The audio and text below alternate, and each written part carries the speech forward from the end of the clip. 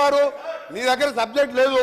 నిన్న నేను అనుకుంటున్నారు చివరిగా నిన్న టీవీలో చూసేవారు అంటే నిన్న కేసీఆర్ గారు ప్రెస్ మీట్లో సార్ కేసీఆర్ గారు మీడియా బయట పోయి రేపు కాంగ్రెస్ పార్టీ బడ్జెట్ మీద వచ్చి చీల్చి చెండాడుతా అంటే నేను 9 నెలలకే వచ్చి కూర్చున్నా సార్. ఇక చీల్చి చెండాడుతలేవని ఏం చెండాడు సార్? ఆయన వచ్చే మొగలు లేక ఈయనను పంపించిండు. మా బడ్జెట్ ఏమన్నా సార్ 72,000 కోట్ల అగ్రికల్చర్ కోసం 72,000 కోట్లు పెట్టాం. ఇరిగేషన్కి 22,000 కోట్లు పెట్టాం. చేసేదే బడ్జెట్లో పెట్టాం. ఇవాళ మీలాగా మోస బడ్జెట్ పెట్టలే. ఇవాళ చీల్చి చెండాడుతాయి సార్. కేంద్రం అన్యాయం చేస్తే కేంద్రం తెలంగాణకి అన్యాయం చేస్తే సార్ కేంద్రం అన్యాయం చేస్తే చీల్చి చెండాని మునగాడు ఒక్క మాటకెళ్ళండి సార్ నోట్లకెళ్ళి.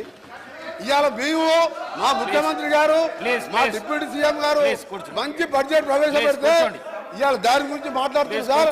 నిజంగా ఇప్పటికైనా ఎమ్మెల్యే హరీష్ రావు క్షమాపణ చెప్పి మీ ప్రతిపక్ష నాయకులు రావాలని డిమాండ్ చేస్తున్నారు. కూర్చోండి ప్లీజ్ హరీష్ రావు గారు అదే డివియేషన్ చేయొద్దని చెప్పాలి. మీరు ఇడికొచ్చుడు గారు డివియేషన్ చేయకపోతే ఇవన్నీ రావు. డివియేషన్ చేయకుండా బడ్జెట్ మీద మాట్లాడండి. మీరు మాట్లాడితే వాళ్ళు మాట్లాడతారు.